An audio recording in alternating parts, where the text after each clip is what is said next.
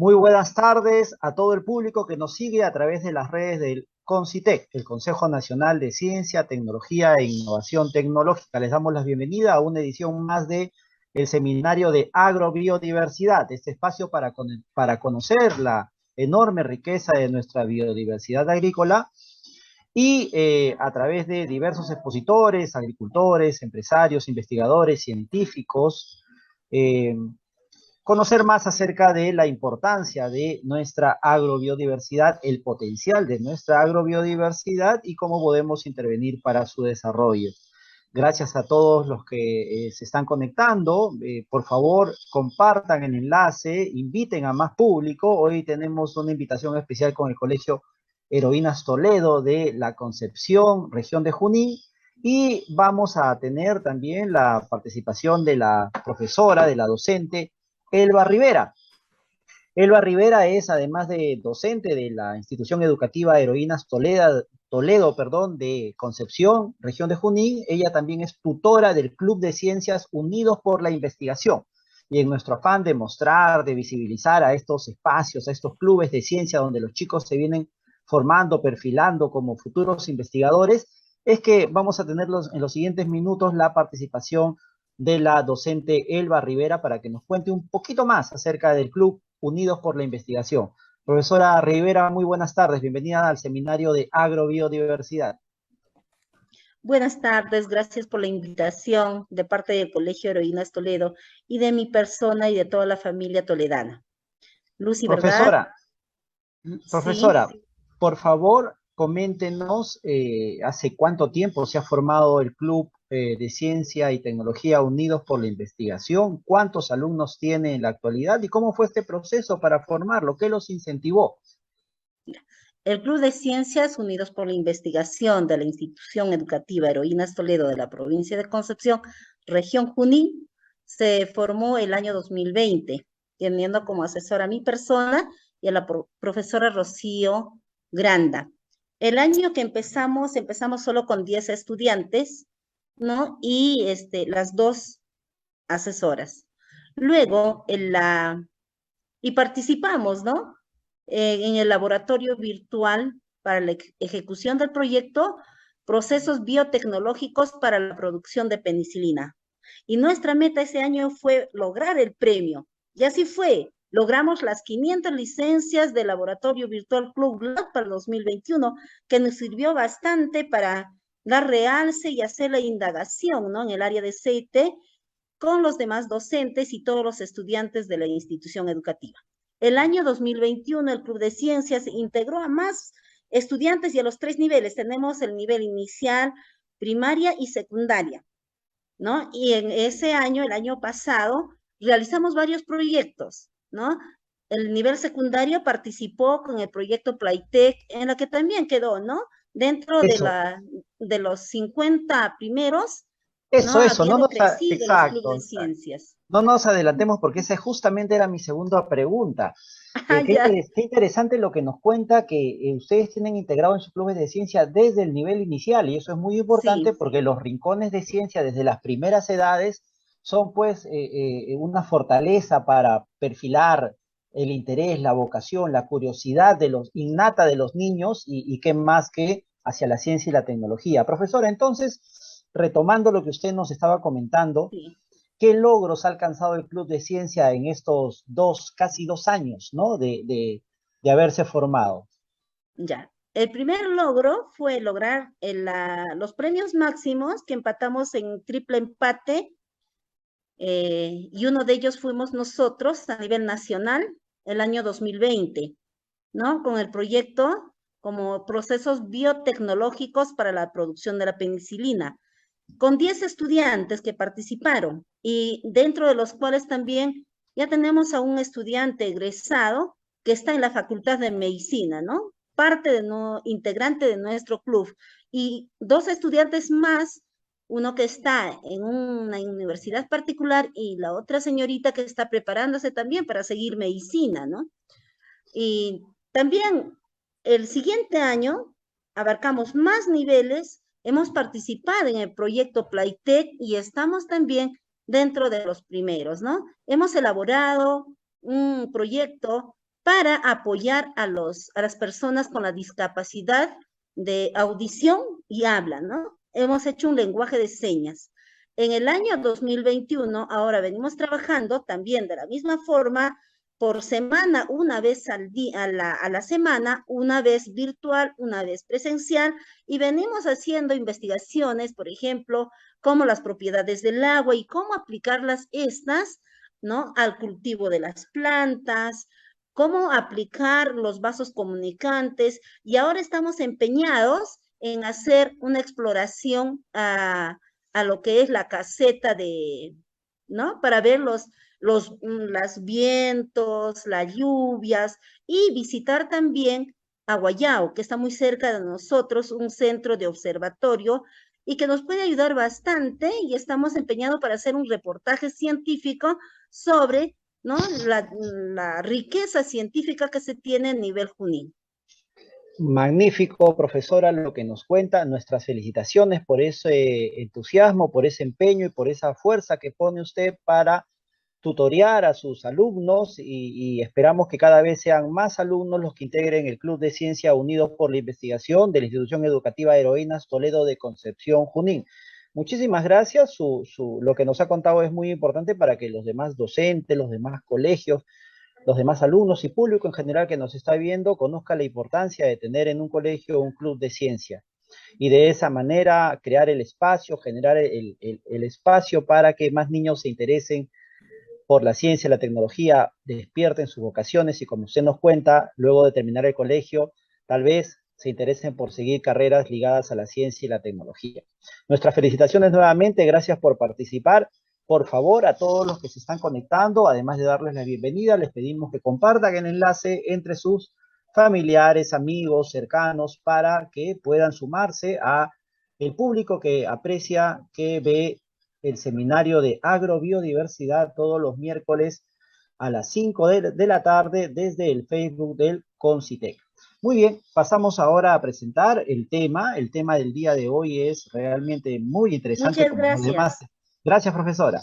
Es realmente muy interesante y nos vamos a referir a la agrobiodiversidad y la quinta revolución tecnológica. ¿Cómo es que podemos relacionar la agrobiodiversidad y la revolución tecnológica, ¿no? La revolución tremendamente digital, tremendamente científica y tecnológica que está sucediendo en nuestro mundo actualmente, ¿no? Actualmente tenemos en marcha la cuarta revolución tecnológica, ya estamos a puertas de la quinta revolución tecnológica, así que vamos a echar un vistazo a cómo esa quinta revolución se puede ligar con la agrobiodiversidad y para eso tendremos a un gran invitado que es el ingeniero Fernando Villarán, a quien pasaremos a presentar en breves minutos, pero antes quería compartir con ustedes nuevamente el acostumbrado video que es la agrobiodiversidad. Así que lo compartimos, lo ponemos en pantalla y durante un minuto vamos a conocer qué cosa es la agrobiodiversidad. A ver, permítanme por favor compartir en pantalla.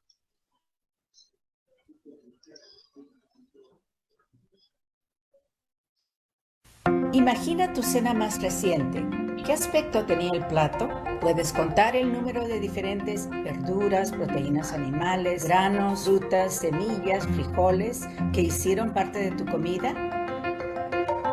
La agrobiodiversidad describe la riqueza de diferentes plantas, animales y microbios que componen nuestros sistemas agrícolas. Cuanto más diverso es un sistema, más saludable y sostenible es. Eso significa cultivos más fuertes, rendimientos más estables y, en última instancia, una población más saludable y empoderada. Pero a pesar de los esfuerzos de conservación de investigadores y agricultores de todo el mundo, nuestra diversidad está desapareciendo de los sistemas alimentarios. Para que todos los beneficios de la agrobiodiversidad beneficien a los humanos y el planeta, necesitamos que legisladores, empresas y los consumidores se involucren. ¿Estás preparado para el reto? Únete a nosotros en línea y sé parte de la discusión global sobre agrobiodiversidad. Muy bien, ese ha sido nuestro acostumbrado video para que todos conozcamos en un minuto qué cosa es la agrobiodiversidad. Nuestros saludos a LC Rosales desde el Club de Ciencias Stephen Hawking del Institución Educativa Horacio Ceballos, que nos está viendo, nos está siguiendo, también para Carolina Calixto Leiva, para Luis Valencia, para Roy Espinosa, para Joseph Pagán Janampa, que nos ve desde el Club de Ciencias Hugo Loarte Santillán, esto es en la región Huánuco. Muchísimas gracias, Joseph Pagán Janampa, por seguirnos cada miércoles en el seminario de agrobiodiversidad. También a Jenny Milagros Curus Vázquez. Saludos desde la bella ciudad de Huánuco. AMBO, la institución educativa Juan José Crespo y Castillo, Club de Ciencias Hugo Loarte Santillán. Muchísimas gracias a todos esos docentes, alumnos de clubes de ciencia a nivel nacional de costa, sierra, selva, que siguen el seminario de agrobiodiversidad cada miércoles. Y también, por favor, escríbanos a lo largo de esta presentación. Pueden escribirnos también sus consultas, sus preguntas a nuestro expositor, que nosotros se la iremos alcanzando.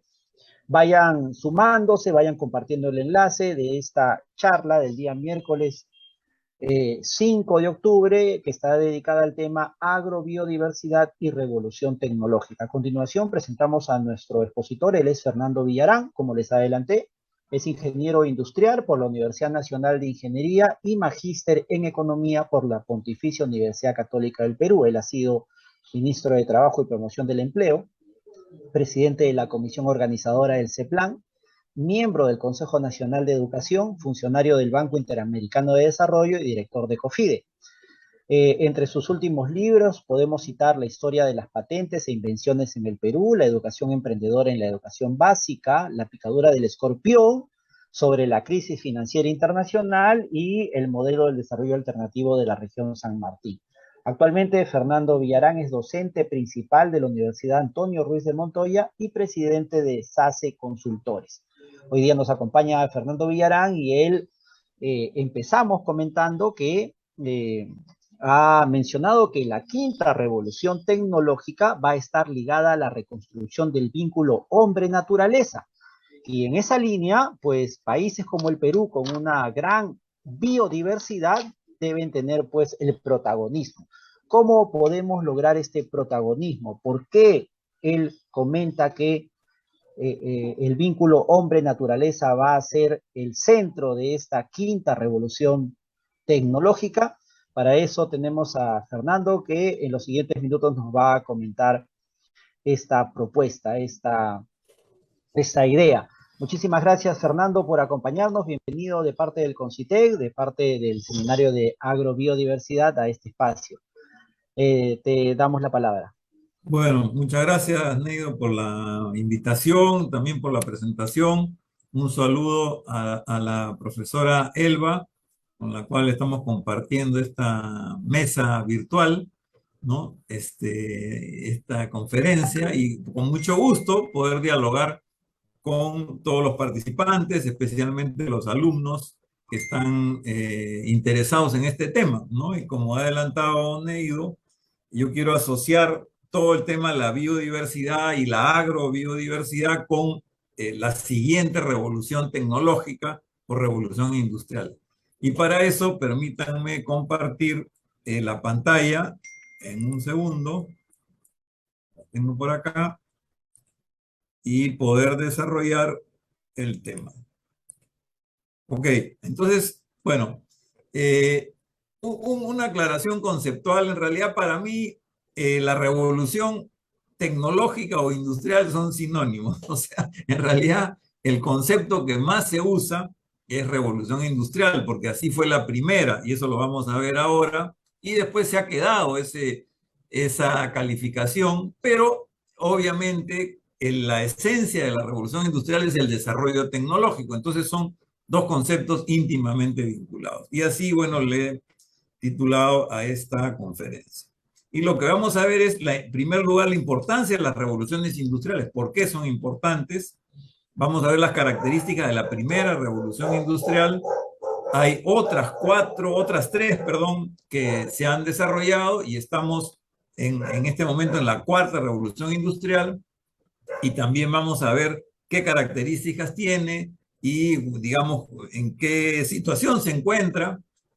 Y luego, antes de pasar a la quinta revolución industrial, quiero tratar con ustedes el tema del desarrollo sostenible, ¿no? y en particular cómo podemos hacer los países de América Latina y en especial el Perú en relación a cómo llegar al desarrollo sostenible lo antes posible, y eso lo he calificado como el atajo hacia el desarrollo sostenible para aterrizar al final ya en la quinta revolución y el rol que va a tener ahí la agrobiodiversidad. ¿Ok?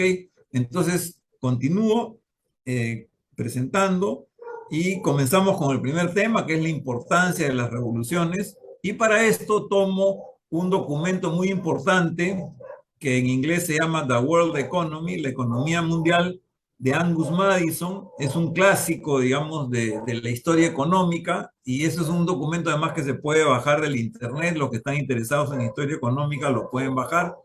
Es un documento hecho por la OCDE, en realidad en castellano, la Organización por la Cooperación, para la Cooperación y el Desarrollo Económico, y es el más completo que se ha hecho. Entonces, vamos a ver qué es lo que nos trae. Disculpen si escuchan algunos perritos ahí en el fondo, pero tengo mis perros que a veces ladran cuando alguien pasa enfrente de la casa. Espero que no nos molesten mucho. Ok, entonces seguimos. Esto es, digamos, la población mundial. Este documento de Madison va desde el año 0, o sea, el año 0 es el año en que muere Jesucristo, hasta más o menos el 2000, 1998, por ser exacto. Es un periodo de tiempo muy largo. Y ustedes pueden ver, bueno, él divide los países en dos. Digamos, el grupo A, que es el grupo de los países desarrollados, que incluye a los países europeos, Estados Unidos, Canadá y Japón, y los países en desarrollo o subdesarrollados en esa época, el grupo B, donde estamos Latinoamérica, Europa del Este, Asia y África, ¿correcto?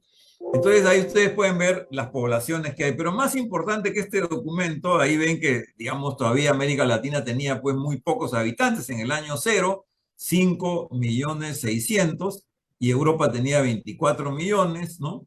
Estados Unidos prácticamente no tenía, muy poco, pero los países más poblados eran el Asia, básicamente China y la India, pero lo más importante es esto de acá, es qué nivel de desarrollo tenían estos países en el año 0. Y el nivel de desarrollo se mide en economía por el producto per cápita o ingreso per cápita. GDP es Gross Domestic Product per cápita, ¿no? Es el PBI per cápita. Y como pueden ver ustedes en la primera columna, todos los países tenían casi lo mismo, o sea, hemos partido más o menos de la misma cantidad. Este es un documento muy importante porque no ha sido criticado ni contestado nada, porque, digamos, es muy sólido. Entonces, no es que el señor Madison ha inventado uno y dijo, vamos a hacer pues que todos partamos de la misma línea. No, no. Esto es resultado de muchos años de investigación. Entonces, lo interesante es, uno, que estamos más o menos todos igual. Incluso los países más desarrollados en el año 0 tenían $450 per cápita y América Latina 400, o sea, estamos por ahí, ¿no es cierto? Y lo otro más interesante es que al año 1000, o sea, en 1000 años, no se movieron esas cifras, o sea, nadie se desarrolló. Ni los países desarrollados, incluso los desarrollados retrocedieron un poco y nosotros nos quedamos igual. Pero miren, casi todos 400 también, ¿no? Entonces, recién se comienza a mover el ingreso per cápita o el producto per cápita a partir del siglo XVII y XVIII. Recién. Ya para 1820, ahí sí ya ven algunas cifras diferentes, sobre todo los países más desarrollados, y para el año 2000, en este caso 1998, ya hay diferencias, digamos, más importantes. Entonces, ¿qué cosa nos dice este estudio? Que en realidad el inicio del crecimiento económico se produce entre 1730 y 1820, que es justo el periodo de la Revolución Industrial Inglesa. O sea, hasta ese momento no había crecimiento, ni de la economía ni de la población, ¿no? Y ustedes pueden ver, el indicador quizás más importante que el PBI es la esperanza de vida. Y la esperanza de vida en en el año 1000 era exactamente igual en los países desarrollados y en los países subdesarrollados. 24 años era el promedio mundial. Imagínense, la gente vivía solo hasta los 24 años. Es una cosa impresionante. Y eso es un promedio, o sea que los reyes y la nobleza probablemente vivía más, pero el pueblo vivía menos de 24 años. O sea, quiere decir que no había condiciones mínimas para sobrevivir. Y recién comienzan a moverse la esperanza de vida a partir de esas cifras de este año 1820. Ahí sí, los países desarrollados aumentan más su esperanza de vida, los subdesarrollados menos, y ya recién a partir de 1900 los subdesarrollados comienzan a tener más esperanza de vida hasta la situación que tenemos ahora, que son, digamos, años, digamos, cifras más altas, ¿no? O sea, ahorita la esperanza de vida es 84 en los países desarrollados y 80 me parece a nivel mundial. Pero en fin, ¿cuál es la primera revolución industrial? ¿Cuáles han sido las características, digamos, ¿no? Lo importante es que se dio en Inglaterra y una característica muy importante era que Inglaterra es un país marítimo, ¿no? Es una isla grande, por supuesto, una isla muy grande, pero que siempre ha sido muy marítimo, estaba vinculado con Europa, pero también, digamos, ya una vez descubierto América, con Asia, o sea, eran todos marinos y esto ha significado, digamos, una característica muy favorable para que ahí surja la revolución industrial. Otra de las características importantes es que ha estado entre las primeras, la creación de las primeras universidades. Acá tenemos la Universidad de Oxford y Cambridge, que son de las más antiguas, no la más antigua es italiana ahorita no me acuerdo, ahorita me voy a acordar el nombre, es en el siglo XI y XII comienzan a aparecer las primeras, Bolonia, la primera universidad europea es la de Bolonia.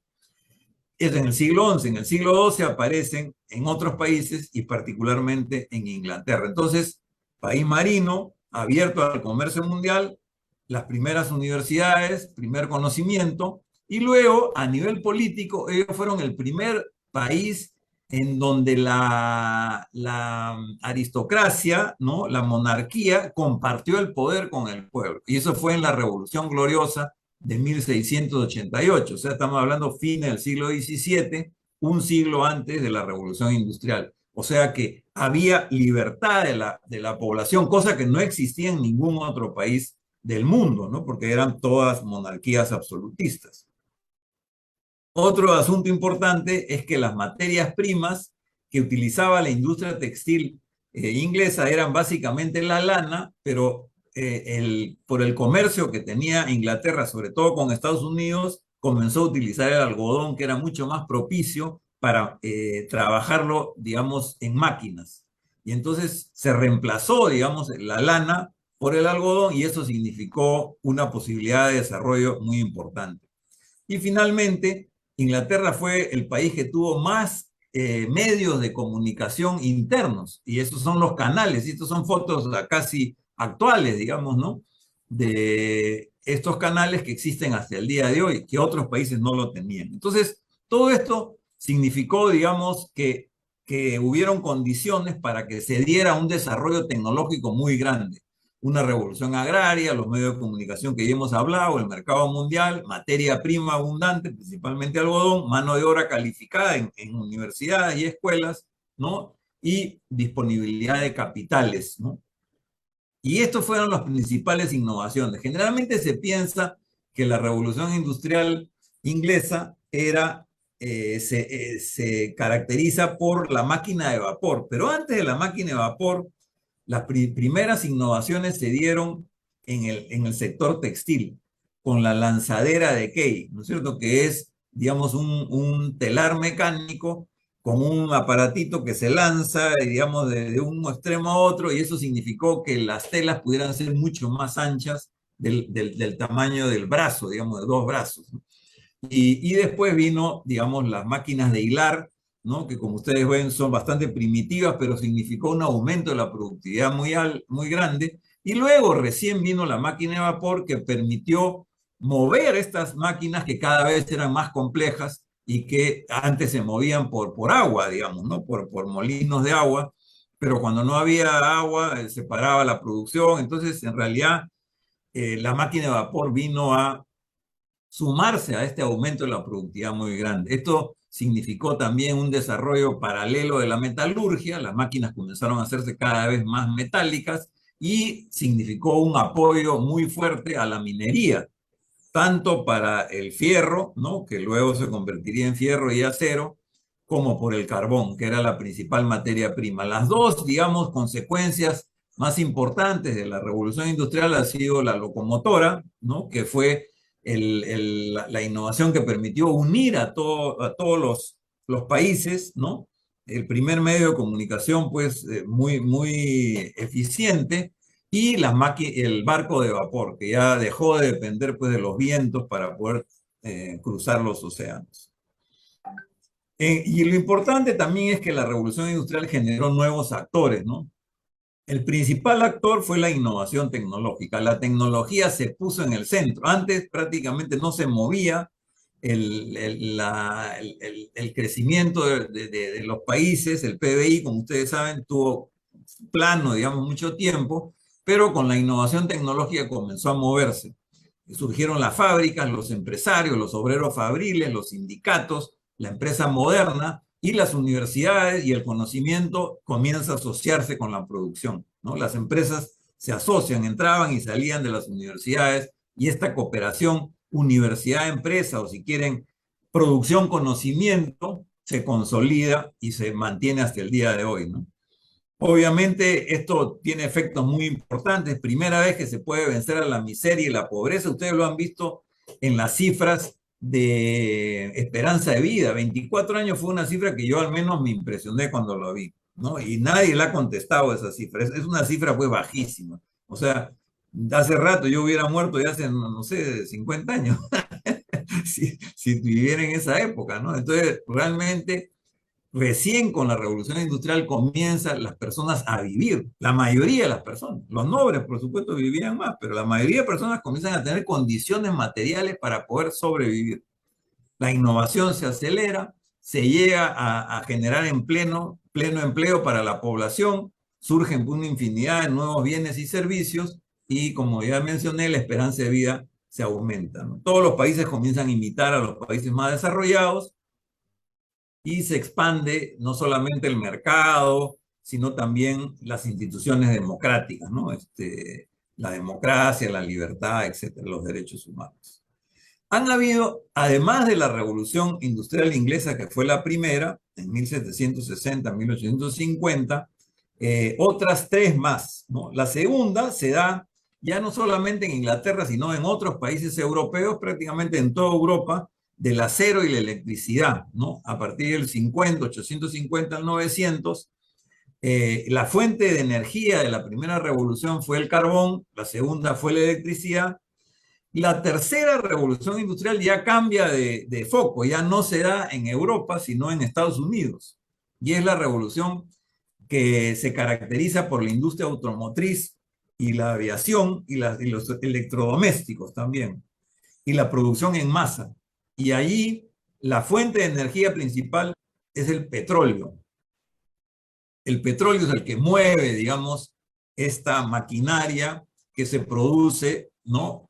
Con la tercera revolución industrial. Y finalmente la cuarta, que comienza en los 40, pero digamos agarra fuerza en los 60, 1960, es la revolución de la computación, la informática, las telecomunicaciones, ¿no? Y las fuentes de energía comienzan a también variar. Si bien se mantiene el petróleo, ahora ya estamos hablando de fuentes de energía renovables, y se mantiene también la electricidad. Yo quiero detenerme un momento en la cuarta revolución industrial, ¿no? Porque es la que estamos viviendo en estos momentos, ¿no? Y la estamos viviendo mucho más intensamente por la pandemia. La pandemia nos trajo una aceleración de la cuarta revolución industrial con el trabajo a domicilio. Antes era algo excepcional, pero ahora es algo común de todos los días, ¿no? Hay porcentajes cada vez más altos de la clase trabajadora, de los trabajadores en general, tanto de bienes como de servicios, digamos, se realizan en los domicilios, ¿no? Y tanto en el sector público como en el sector privado. Y eso significa que los usos de la vivienda también han cambiado. Antes era solamente dormir y ahora es para trabajar y educarse, ¿no es cierto? Y en la pandemia era para divertirse o estar juntos o socializar. Entonces, también ha significado una, digamos, exigencia de cambios a nivel de la vivienda. La educación virtual, las compras online, los deliveries, desaparecen los malls, tiendas por departamento, las transacciones financieras se hacen en su mayoría digitalmente. Hoy día incluso ya hay mucho menos vuelos de ejecutivos porque los congresos y las reuniones de los ejecutivos se hacen por internet, ¿no? Como estamos haciendo ahora nosotros esta reunión, hasta los diagnósticos clínicos. Y claro, también hay un desarrollo tremendo de las redes sociales que tienen además sus ventajas, pero también algunas desventajas, como por ejemplo el caso de los fake news, ¿no? O sea que es más fácil decir cualquier cosa, no hay ninguna censura, y entonces eso genera también algunas dificultades, ¿no? Son temas que tienen que ver con la cultura, ¿no? El poder entonces ya no está, digamos, en las empresas petroleras o financieras, ¿no? Ahora está en las empresas digitales, ¿no? Estas son las empresas más grandes del mundo, las más valiosas, donde como ustedes pueden ver encabezan pues la lista Apple, Google, Amazon, Microsoft, Tencent, que es una empresa china, pero también la única, digamos, que no es digital es McDonald's, ¿no? Y Louis Vuitton, que es productos para altos ingresos, o sea, perfumes y qué sé yo, o sea, también las personas, el hombre más rico es acá Elon Musk, que lo ven aquí en esta foto a la izquierda, que él es dueño, no aparece su empresa acá, pero él es dueño de Tesla y de SpaceX, ¿no? Que todavía como empresas no tienen tanto valor como las de acá, pero él como persona sí tiene más ingresos que los dueños de estas empresas, porque por ejemplo, en el caso de Apple son varios dueños, ¿no? Lo mismo incluso Microsoft, hay una, digamos, accionariado difundido. Todavía Tesla y SpaceX está bastante concentrada la propiedad. Pero en fin, sigamos. El asunto es que en esta revolución digital estamos experimentando el peligro de lo que llama Harari. Yuval Harari es un profesor de la Universidad de Jerusalén, historiador y filósofo, escribió Homo Sapiens, ¿no? O Sapiens creo que se llama el libro nomás. Y ahí él, digamos, no solamente en el libro, sino también en sus conferencias, habla sobre su preocupación de que esta época de la información nos pueden piratear, ¿no? O hackear, digamos, ¿no? Él dice, si alguien tiene suficiente conocimiento de la biología, estamos hablando de biología, que es el tema de ustedes, ¿no? Puede, digamos, puede piratear mi cuerpo, mi cerebro y mi vida. Me puede entender a mí mejor que yo mismo. Ese alguien puede conocer mi tipo de personalidad, mis ideas políticas, mis preferencias, mis debilidades mentales, mis temores, ¿no? Un sistema que nos entienda a nosotros mejor que nosotros mismos puede manipular nuestros sentimientos y decisiones.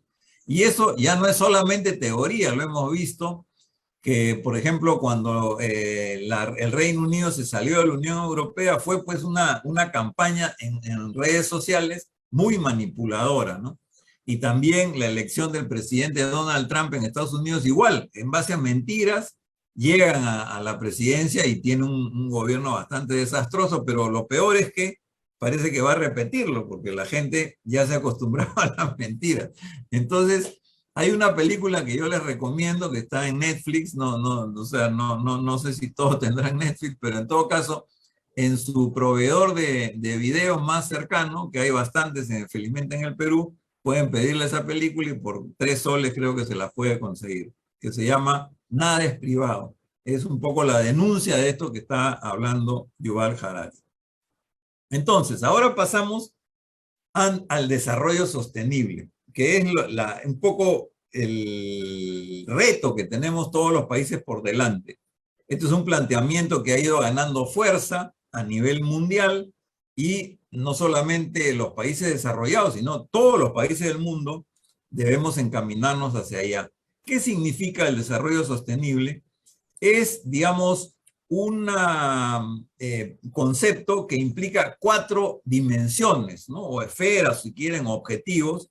No solamente el desarrollo, ya no es solamente crecimiento económico. Hasta ahora lo hemos estado viendo como el crecimiento económico, que crezca el PBI, ¿no? Todo el mundo está pendiente, el PBI crece, no crece.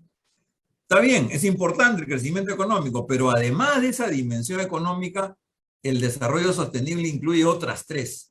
El desarrollo social o la dimensión social, con una distribución más justa de la riqueza, con pleno empleo, ¿no? Igualdad de oportunidades, eliminación de la pobreza, el tema de la violencia contra la mujer, todos son temas sociales.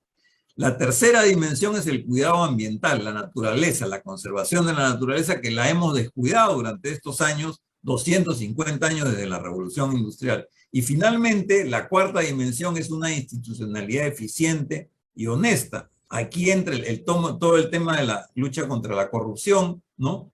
El equilibrio de poderes, en fin, las instituciones son importantes. De repente, un país puede tener mucho ingreso per cápita, incluso haber resuelto algunos temas sociales, pero si hay demasiada corrupción, no se puede considerar un país desarrollado. Entonces, y ya las Naciones Unidas ha asumido ya este tema del desarrollo sostenible y ha planteado como una agenda de 17 puntos, ¿no? Que van desde el fin de la pobreza hasta la alianza para lograr los objetivos, pasando por el hambre cero, salud, educación, igualdad de género, en fin, hay un montón de temas como vida submarina, el tema, obviamente, de la industria, la innovación, ¿no? La reducción, las ciudades sostenibles, acción por el clima, ¿no? Y todos estos ya plantean, digamos, a los países un reto para poder avanzar en cada uno de estos puntos, ¿no? Ahora, el hecho de que los países que venían en una senda de crecimiento económico tengan que dirigirse hacia el desarrollo sostenible, plantea una gran oportunidad para el Perú y países de América Latina, ¿no? Porque para mí el encauzarse o encaminarse hacia el desarrollo sostenible significa producir la quinta revolución industrial, ¿no? Ahí hay una diferencia. Hay personas que dicen que ya estamos en la quinta revolución industrial y que la quinta revolución industrial está caracterizada por el Big Data, por los robots o la robótica, ¿no? Por el blockchain, por todas estas sofisticaciones de la revolución digital, ¿no? Pero yo personalmente pienso que son la misma revolución digital que obviamente está teniendo sus últimos productos, ¿no? Pero que las revoluciones lo que se han caracterizado es cambiar radicalmente lo que había anteriormente, ¿no? Con muchos aspectos. Entonces, la revolución quinta va a ser diferente, va a ser otra cosa. Es un tema en debate, por supuesto, y yo estoy poniendo a ustedes mi punto de vista, que también me encantaría conversarlo con ustedes, ¿no? Entonces, miren, vamos a ver. Vamos a decir que nosotros estamos acá, somos un país en desarrollo, con esta flechita, y estamos siguiendo a los países desarrollados en este camino hacia el crecimiento económico. Eso es lo que hemos hecho en los últimos 30, 40 años, hacia ese crecimiento. Todo el mundo hablaba de crecimiento, crecimiento y crecimiento, y no le interesaba otras cosas, ¿no? Eso lo pueden ustedes verificar en cualquier periódico o digamos, noticiero de televisión. Todos los gobernantes, los ministros hablan de crecimiento y crecimiento. Entonces estábamos ahí nosotros siguiendo los países desarrollados, pero ¿qué ocurre? Se chocaron con una pared, y esa pared fue el COVID-19, el calentamiento global y otros fenómenos que ya no les permiten, digamos, solamente seguir hacia el crecimiento económico porque hay el peligro de, digamos, terminar con la humanidad entera. Entonces, los países desarrollados se ven obligados a hacer un cambio, un giro, ¿correcto? ¿Hacia qué? Hacia el desarrollo sostenible. De hecho, ya lo están haciendo. Los países más desarrollados están haciendo un camino diferente, porque se dan cuenta que no vamos a poder sobrevivir si estamos en el statu quo anterior. ¿Y qué es lo que ocurre acá? Que nosotros como países en desarrollo tenemos que encaminarnos de una vez hacia el desarrollo sostenible, ¿no? En un camino propio, una nueva trayectoria. Ya no tenemos que hacerle seguidismo a los países desarrollados y recién hacer el giro de 90 grados cuando llegamos a la pared, sino tenemos que hacerlo mucho antes, ¿no? Y nosotros mismos hemos llegado a tenemos estas mismas dificultades. Pero ¿qué ocurre si el giro que dan los países desarrollados no es de 90 grados, sino de 120 grados? Y entonces tienen que retroceder en su desarrollo económico hacia atrás. Y ahí resulta que nosotros podríamos estar más cerca del desarrollo sostenible. Por primera vez se plantea la posibilidad de que nuestros países aventajen a los países desarrollados. Esto parecería de locos, pero ¿cómo si nosotros somos un país subdesarrollado? Estamos siempre tratando de imitarlos a ellos. ¿Cómo vamos a pasarlos? Con todo el desarrollo científico que tienen, con toda la computación y toda la revolución digital que ellos son los principales protagonistas, como hemos visto, estas grandes gigantes tecnológicos. ¿Cómo es posible esto? Entonces ahí viene la fundamentación. ¿Por qué tendríamos la posibilidad o tenemos la posibilidad real de adelantar a los países desarrollados? Voy a plantear 3 argumentos. Primero, tenemos la mayor biodiversidad del mundo. Eso es un dato de la realidad y eso tiene que ver con el trabajo de ustedes, ¿no? Con la agrobiodiversidad, porque es en el agro donde está la mayor, digamos, biodiversidad, aunque también hay, por supuesto, a nivel marino, ¿no? Hay mucha biodiversidad, pero este es un mapa que está en un documento muy importante que lo he puesto abajo, que se llama The Economics of Biodiversity, the Dasgupta Review. Lo pueden conseguir no creo que haya en castellano, pero lo pueden bajar de la internet, ¿no? Pues es un documento ya público. Y ahí ustedes pueden ver que los países que tienen biodiversidad están en verde, color verde. Los que tienen muy poca biodiversidad están en color amarillo y, digamos, amarillo claro, los que tienen más o menos intermedio. Y como ustedes pueden ver, la biodiversidad está en América Latina principalmente, ¿no? Desde México, ¿no? Y claro, desgraciadamente Argentina y Chile no tienen mucha, pero sí está en el Amazonas, ¿no? Está también en el sur de África, ¿no? Menos que acá en América Latina y un poco en el sudeste asiático, otro poco. Pero si ven, los países desarrollados prácticamente no tienen biodiversidad, no la tienen, ¿no? Los países árabes ni qué decir, o sea, ¿no? Todo el mundo se va ahora a Kuwait, a todos esos países, ¿no? Pero creen que es un poco la Meca, ¿no? Pero no, en realidad no tienen una diversidad. Todo es más o menos artificial ahí. Ya, el segundo argumento es las mayores fuentes de agua dulce.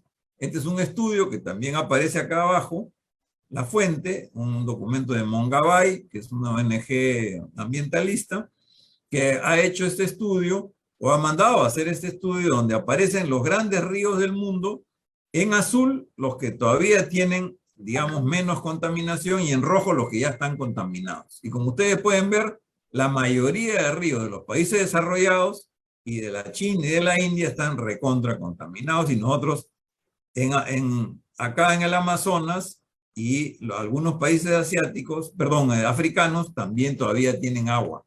Entonces ese es el segundo argumento. El tercer argumento es el mar más rico del mundo.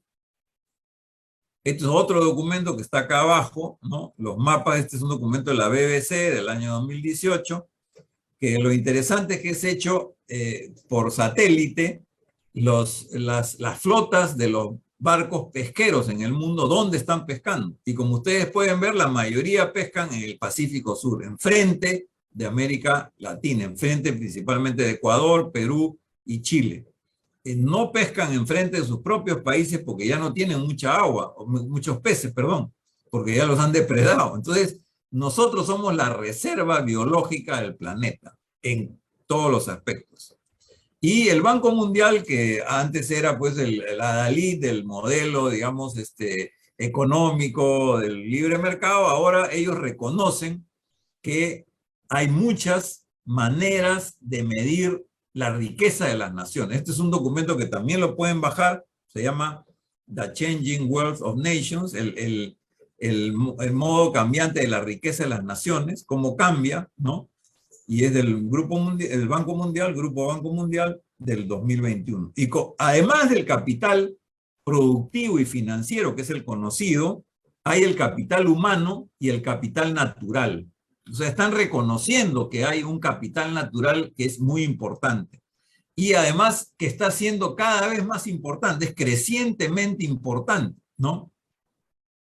Y el capital natural está representado por los bosques, la biodiversidad, los pastizales, los manglares, peces, algas, oxígeno marítimo. Desgraciadamente, eso se está, digamos, acabando en algunos países por la sobrepesca. Y, digamos, el capital natural es el que está teniendo mayor valor y es el que está teniendo, digamos, mayores actividades relacionadas con mayor generación de empleo, ¿no? Como los servicios de protección forestal, protección de manglares, energías renovables, están generando nuevas tecnologías y nuevas oportunidades de empleo en los países desarrollados y también en nuestros países, y esto es una posibilidad muy grande. Entonces, el organismo económico mundial está reconociendo el rol del capital natural y las posibilidades del capital natural. Y esto es muy importante, ¿no? Porque es una posibilidad tremenda que tenemos nosotros por delante y es una cuestión de aprovecharla, digamos. ¿Por qué? ¿Cuál es la esencia o el tema central, la característica básica de una revolución industrial? En realidad es una explosión de innovaciones tecnológicas propias o también se llaman endógenas, ¿no es cierto? Entonces, una quinta revolución industrial es una nueva explosión de innovaciones tecnológicas que van a relacionar a los seres humanos con la naturaleza. Esto no se ha producido en el pasado. Nosotros, los sistemas económicos que hemos creado y los países desarrollados han creado, han sido sistemas enfrentados a la naturaleza, ¿no es cierto? Que han chocado con la naturaleza, la han depredado, la han explotado al máximo, ¿no? Y la naturaleza ha respondido con el calentamiento global y otros fenómenos, climas extremos, ¿no es cierto? Y entonces ahora esta relación tiene que rehacerse. ¿Pero qué pasa? Los países desarrollados tienen seres humanos, pero no tienen naturaleza. Los que tenemos la naturaleza somos nosotros. Entonces va a ser difícil para los países desarrollados reconstruir esa relación si no tienen a la otra parte de la ecuación. No sé si me explico, ¿no? Si la naturaleza está acá, entonces nosotros somos los más, no solamente interesados, sino con más posibilidades de poder reconstruir esa relación. Y de hecho nos podemos asociar con los países desarrollados interesados para producir las innovaciones tecnológicas que esa nueva relación significa. O sea, yo veo como un nuevo, digamos, panorama, un nuevo horizonte, ¿no? De una explosión de innovaciones que no hemos visto en el pasado. Por eso es que yo creo que la humanidad no se va a encaminar hacia los robots, ¿no es cierto?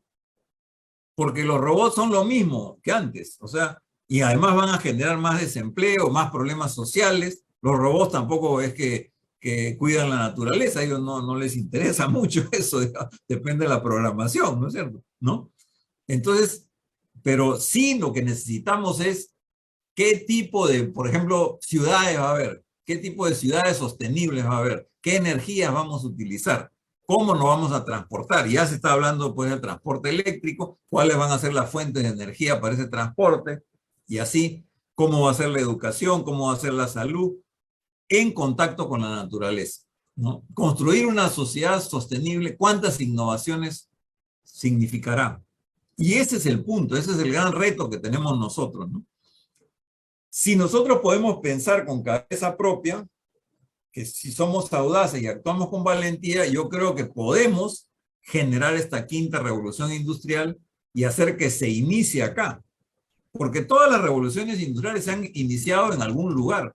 La primera fue en Inglaterra, la segunda en los países europeos, la tercera en Estados Unidos, la cuarta en Estados Unidos, la quinta que sea en el Perú o en América Latina, si quieren, para no ser tan chauvinista, ¿no? Entonces, podemos liderar el camino hacia el desarrollo sostenible. Tenemos la posibilidad de hacerlo y convertirnos nosotros en ejemplo para los países incluso desarrollados, ¿no? O sea, no, lo que pasa es que a veces tenemos un poco una mentalidad media colonial que nos dice ellos están más avanzados, saben lo que hacen. No, lo han hecho mal, lo han hecho mal. Y se han dado cuenta. Y entonces han destruido su propia naturaleza y nosotros podemos, en contacto con la naturaleza, con esa biodiversidad, conocerla más. Sabemos todos los usos que tiene la naturaleza, las plantas en alimentos más o menos, pero a medicinales, por ejemplo, no sabemos del todo. Nos hemos ido desarrollando por una medicina más bien tecnológica, de grandes equipos, costosos, maquinarias, etcétera, pero una vida sana, una comida sana, ¿no es cierto? Una salud preventiva puede ser mucho mejor que todos estos equipos carísimos que al final no necesariamente te garantizan la salud. Entonces, estamos ante esa posibilidad, ante las puertas de reconstruir esta relación con la naturaleza y de generar esta explosión de innovaciones tecnológicas. Y la agrobiodiversidad está en un lugar central ahí, o sea, ahí van a producirse muchísimas innovaciones y yo los felicito a los que están en ese camino, en este grupo, porque efectivamente están cerca de todas estas posibilidades, ¿no? Yo creo que ahí nomás me quedaría. Muchísimas gracias. Muchísimas gracias por esta exposición, Fernando. Gracias, gracias. Ha sido realmente muy interesante. Al público que nos está siguiendo, los invitamos a alcanzarnos sus preguntas. Tenemos todavía algunos minutos para poder alcanzarle algunas preguntas a Fernando Villarán, nuestro expositor invitado el día de hoy, que nos ha hecho una interesante propuesta, ¿no? Cómo el Perú puede liderar la quinta revolución tecnológica a través de grandes innovaciones que aumenten esta relación de nuestra biodiversidad con el hombre, con el ser humano. Y es importante mencionar que Fernando se refirió desde un inicio, por ejemplo, a lo que había manifestado Harari con las revoluciones, ¿no? Y hay que recordar que también él comentó que la primera revolución había sido el descubrimiento del fuego, ¿no? No tanto una revolución tecnológica e industrial, pero la revolución del hombre había sido el descubrimiento del fuego, porque el uso del fuego activó, pues, los cambios en la mentalidad, los cambios en la dieta, ¿no? Y después también, por supuesto, ahora en línea con este seminario, el descubrimiento de la agricultura, ¿no? El descubrimiento de la agricultura fue otra revolución para el ser humano. La agricultura permitió también el sedentarismo, y el sedentarismo permitió la institución de la implantación de las ciudades. Entonces, pues, la agricultura, eso que es nuestra esencia en este seminario de agrobiodiversidad, es todo una revolución, ¿no? Entonces hay que partir también de allí. Y coincidimos con Fernando en que la cuarta revolución industrial tiene que ver también con estos estertores, con estas tecnologías de la saga que viene a ser el Big Data, el IoT, el Internet de las Cosas, perdón, la inteligencia artificial, ¿no? Exacto. Pero Fernando, ¿qué es lo que tendríamos que hacer diferente? Porque siempre nos han dicho, nosotros tenemos que seguir los mismos pasos, subir las mismas gradas, ¿no? Porque si no, no podemos saltarnos ese desarrollo que han conseguido los países desarrollados, no podemos saltarnos. Incluso en la historia del Perú, por ejemplo, se pretendía traer un rey de Europa en la época de nuestra independencia, porque decía que teníamos que pasar por ese estadio, el estadio de la monarquía, imitar a los países desarrollados, ¿no? Y ese siempre ha sido el ancla que como que nos ha detenido, y tú hoy día bien lo has identificado. ¿Qué tendríamos que hacer de diferentes? ¿A qué te refieres con ese boom de innovaciones? ¿Cómo podrían nuestros espectadores, nuestros alumnos formarse? ¿En qué deberían formarse? ¿Cuál es su recomendación para liderar el Perú esta transformación? Tenemos el material, es la enorme biodiversidad. O sea, tenemos la naturaleza. Lo que nos falta es el lado humano de la ecuación. Es unos seres humanos educados, con conocimiento. O sea, no cualquiera puede hacer innovaciones, ¿no? O sea, lo que tú puedes hacer como ser humano es sobrevivir, ¿no? Y es verdad, nosotros en el Perú somos, digamos, personas muy moscas, con muchos recursos, ¿no? Estoy pensando en los informales, las pequeñas empresas, etcétera, para sobrevivir. Pero eso no significa desarrollarse, eso significa sobrevivir. El desarrollo viene con el conocimiento. El conocimiento ha estado en cada una de estas revoluciones tecnológicas y obviamente va a estar en la quinta. Si no hay conocimiento, no va a haber la quinta revolución industrial. Y el conocimiento es educación, desde la educación inicial, la básica, la secundaria, la técnica, la tecnológica, la universitaria. Ese es, digamos, el bagaje de conocimiento que vamos a... Y por eso es que a mí me aterra cuando en el Congreso veo que están atentando contra la calidad de la educación, porque están atentando contra la posibilidad de nuestro desarrollo. Entonces, la educación es el primer eslabón, la primera condición. Pero ahí hay que pasar a la investigación. Las universidades tienen que ser entes que investigan, no solamente que reproducen el conocimiento, recogen el conocimiento mundial, sino que dan pasos más allá y investigan y crean nuevo conocimiento. Bien, y después viene, sí, adelante. Después viene, digamos, la investigación, creación de nuevo conocimiento, tecnologías, o sea, aplicación del conocimiento a la producción. Hay 3 aplicaciones del conocimiento a la producción. Uno es aumento de productividad, porque si yo tengo un gerente que sabe organizar la producción, voy a tener mayor productividad. Y un técnico que sabe desarrollar una máquina, voy a tener más productividad. El segundo, digamos, componente o aplicación es la innovación tecnológica, y el tercero es el emprendimiento, o sea, nuevas empresas con nivel de tecnología y con la creación, digamos, y la aplicación del conocimiento a la producción, ojalá de alta tecnología, pero sí, por lo menos, de emprendimientos nuevos que pueden abrir nuevos campos. Eso pasó con la computación. En los años 50 no había computadoras, en los 70 surgió la computadora personal y se abrió un nuevo campo que no existía anteriormente. Yo creo que va a ser lo mismo en el caso de la quinta revolución industrial. Vamos a tener nuevos campos que ahora no los vemos claros, pero que se van a abrir y van a cada uno de ellos generar sus propias innovaciones. Pero la condición básica va a ser, disculpen un ratito, la condición básica va a ser el conocimiento. Si no hay conocimiento, no vamos a poder aprovechar estas oportunidades que tenemos ahora.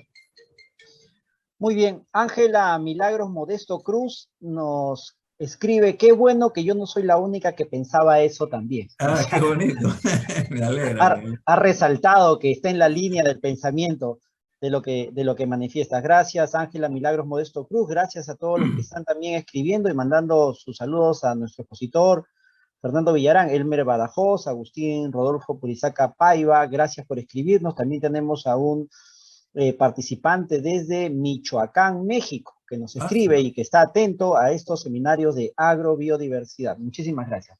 Fernando, pero lo que tú propones es, podríamos caer en el extremismo de decir, no más infraestructura. El Perú es un país que está muy retrasado en infraestructura. Infraestructura significa puentes, caminos, hospitales, y todos esos servicios tan importantes que justamente complementan de alguna manera el traslado de las ideas, los medios de comunicación, como lo que tú comentabas, fue una característica tan importante en la primera revolución industrial con Inglaterra, ¿no? El compartir ideas de una universidad a otra, de una población a otra, de un reino a otro, en esos pretéritos tiempos, ¿no? ¿Deberíamos ser extremistas de decir no más infraestructura, no más cemento, todo verde, o debe haber un equilibrio? No, definitivamente no. Nunca las revoluciones son, pues, borrón y cuenta nueva. Siempre ha sido construcción adicional, digamos, ¿no? O sea, cuando viene la revolución tercera con el automóvil, no se destruye la anterior, que es la del acero y la electricidad. La electricidad se sigue usando ahora y ahora más que nunca, digamos. Entonces, como que se van aumentando. Y efectivamente necesitamos infraestructura, carreteras, puertos, aeropuertos, pero, por ejemplo, en las ciudades, vamos a construir las ciudades de la misma manera.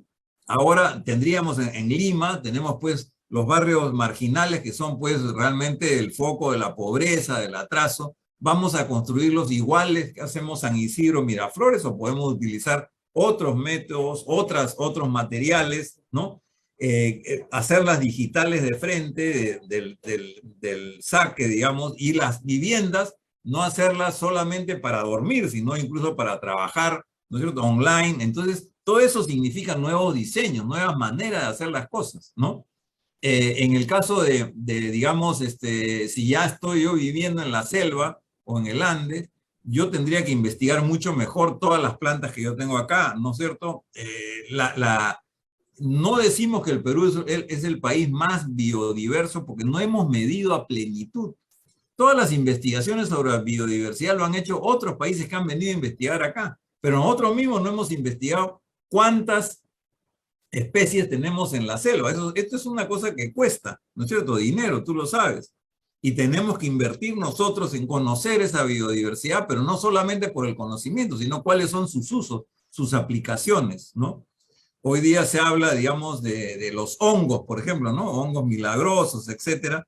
Y eso en la selva tiene que haber miles, y estoy seguro que no los conocemos todos y ni siquiera todas sus aplicaciones. Entonces, hay una parte de investigación y otra parte de aplicación. Entonces, hay muchas tareas por hacer. Estoy seguro que si nos reunimos con los del Instituto de Investigación Amazónica, ellos van a tener un montón de ideas que van a poder, digamos, quizá difundirlas, generar temas de investigación en muchas universidades, ¿no? O sea, uno son las fuentes de la naturaleza y otras son las aplicaciones de esas fuentes en la vida cotidiana, por ejemplo, en la construcción de ciudades sostenibles. ¿Cómo sería el transporte más sostenible? ¿No es cierto? ¿Qué tipo de unidades vamos a producir?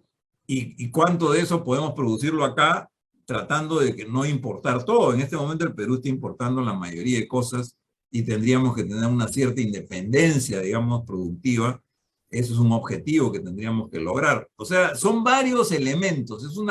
Estamos en el mundo complejo y las soluciones no son simples ni fáciles, se requieren soluciones complejas y por eso el conocimiento es muy importante, ¿no? Cuando hay poco conocimiento tendemos a simplificar, a decir bueno, malo, blanco y negro, cuando en realidad hay muchos matices que tenemos que tener en cuenta para poder aprovechar al máximo estas posibilidades que se le abren a países como el Perú, ¿no? Así es, así es. No nos queda más que coincidir contigo. A mí se me ocurría que tal vez, por ejemplo, esa promesa de acceder de manera libre a las universidades, por ejemplo, que ha sido una bandera de varias propuestas electorales, podría hacerse posible con una educación virtual, ya que tenemos que adecuarnos a la teleeducación y a veces cuando decimos no se puede acceder a un ingreso libre de más alumnos es porque no hay infraestructura, pero tenemos la educación virtual, ¿no? Tenemos ahora el internet, las plataformas que podrían ayudarnos en ese sentido. La otra pregunta pero ya claro, para... no, pero ya sobre ese punto, efectivamente, yo creo que las plataformas digitales, de hecho, yo estoy dando un curso que tú lo conoces, que es Economía Política Contemporánea 100% digital, ¿no? Y me está yendo bastante bien y quiero crecer todavía más, incluso ir a América Latina. Ya no hay límites pues, físicos en el mundo digital. Pero esto es muy importante, sí tienes que cuidar la calidad de la educación. O sea, exacto. La cantidad no puede hacerse a costa de la calidad. Entonces, cantidad, pero manteniendo la calidad y el nivel alto del conocimiento. Si no, entonces sencillamente no es una solución. Muy, muy buena y oportuna observación, Fernando. Ya para terminar, ¿piensas tú que esta quinta revolución tecnológica debería pensar, además de esta propuesta de aplicaciones, de innovaciones, a partir de una gran formación del conocimiento, también por revertir lo que ya se ha destruido, contaminado en nuestro caso? Por ejemplo, hay muchos ríos que están ya declarados como contaminados en el Perú? Si bien tenemos fuentes todavía limpias, aceptables, hay una gran cantidad de recursos hídricos contaminados, selva degradada, bosques destruidos por la tala ilegal, por la minería ilegal. Entonces, parece que estamos destruyendo justamente ese capital natural que debe sumarse al capital humano. Desgraciadamente está ocurriendo, o sea, desgraciadamente eso que tú dices es una realidad. No solamente no estamos aprovechando estas oportunidades, sino que las estamos minando, las estamos disminuyendo. Pero lo bueno de esto es que el conocimiento también te ayuda a recuperar la naturaleza. La naturaleza es recuperable. Hay ríos que se han considerado pues no, que no tenían vida, pero que luego de una limpieza adecuada han podido de nuevo, digamos, albergar peces, o también la selva. Yo he conocido expertos que pueden reconstruir incluso todo eso destruido por la minería ilegal, pero es parte del conocimiento, o sea, reconstruir la naturaleza. De hecho, China está sembrando millones de árboles, el ejército chino está sembrando millones de árboles en China, reconstruyendo su propia naturaleza que ha destruido en años anteriores. Nosotros no tenemos felizmente tanta destrucción, pero igual hay que hacerlo. O sea, es parte de las tareas. Y se imagina la cantidad de trabajo que eso significa, reconstruir tu naturaleza, ¿no es cierto? Solamente eso, conocer la naturaleza, investigar, todo eso es parte de, gracias, todo eso es parte de una agenda, digamos, que podemos hacer para iniciar esta quinta revolución y decir, vamos a encaminarnos hacia el desarrollo sostenible y vamos a liderar al conjunto de países en esa dirección. Y los vamos a invitar a los países que no tienen naturaleza, pero que tienen recursos humanos calificados, buenas universidades, a que lo hagan con nosotros. Entonces, eso es posible, ¿no? Muy bien, nos hemos pasado un poco más de minutos, pero sin duda han valido la pena porque hemos escuchado una propuesta muy, muy interesante ligada a nuestra agrobiodiversidad. En capítulos anteriores de este seminario hemos conocido el origen de diferentes productos, de nuestra agrobiodiversidad, hemos conocido experiencias de emprendimiento con agrobiodiversidad, hemos también conocido investigaciones a partir de productos naturales de nuestro país. Y hoy día nos ha tocado pues conocer una propuesta que tiene a la agrobiodiversidad como el motor de cambio, asociado a una revolución tecnológica. ¿Cómo podemos vincular la revolución tecnológica que el mundo ya vive y la ciencia es de todos y sumarla a nuestra agrobiodiversidad? Y eso ha sido gracias a la gentil participación de Fernando Villarán, expositor acerca de la agrobiodiversidad y la quinta revolución industrial o tecnológica, son términos similares. Así que le damos nuestro más caro agradecimiento a Fernando de parte del CONCITEC. Siempre él está llano a colaborar con el CONCITEC y más aún sabiendo que en este seminario de agrobiodiversidad participan muchos jóvenes, muchos escolares, que justamente son el motor del cambio. Estamos nosotros brindando esta información para que ellos la asimilen, la suman y sean el motor del cambio. Muchísimas gracias, Fernando. Gracias. Tus últimas palabras. Mira, gracias. Bien, gracias a todos. La verdad que ha sido un gusto estar con ustedes y hasta cualquier momento. Yo pienso, todas estas iniciativas que tú has hablado, emprendimientos, investigaciones y todo, si las podemos organizar como el inicio de esta quinta revolución tecnológica, nos ayudaría, porque ya no son cosas aisladas, sino parte de un movimiento mucho más amplio, que obviamente debería tener el liderazgo del Estado, de la sociedad civil, de los empresarios, de hacer una especie de Estado mayor, digamos, ¿no es cierto?, que pueda orientar esto. Quizá el CEPLAN pueda ser, digamos, el organismo que pueda orientar este esfuerzo, pero yo no veo a todas estas iniciativas como hechos aislados, sino parte de un conjunto que tiene una dirección estratégica, ¿no? Exacto, temas prioritarios para el financiamiento por parte del Estado, ¿no? Propongámonos temas desde la riqueza marina, desde la riqueza agrícola, desde la biodiversidad amazónica, y eso el Estado bien puede asumir un financiamiento y así gatillar el boom de innovaciones, de descubrimientos, de investigaciones.